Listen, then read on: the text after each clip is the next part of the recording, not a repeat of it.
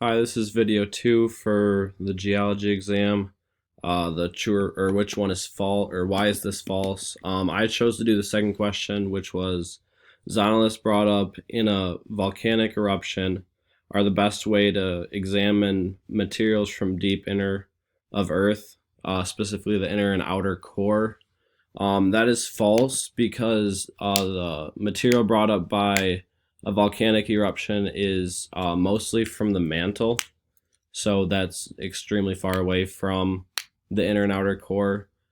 Through some research, I found that the way that scientists or extreme scientists study the um, inner and outer core is they study it through waves, so like earthquakes, and they study like the seismic waves, and they use seismology for it.